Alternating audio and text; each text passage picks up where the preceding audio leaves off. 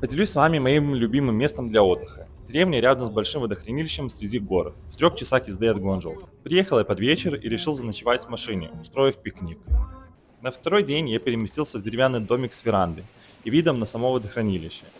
Еще вчера я заприметил на берегу лодку. На лодке я решил осмотреться, насколько сильно разлилось водохранилище, а местная рыба ощущает себя дельфинами. Руками бы смог словить.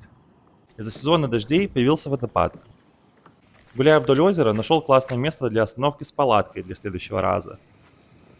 В следующий день я начал с прекрасного кофе Макбуш, который выпускает мой друг, а завтраком меня угостил собственник этих домиков. Ссылки на место и локацию оставлю в описании.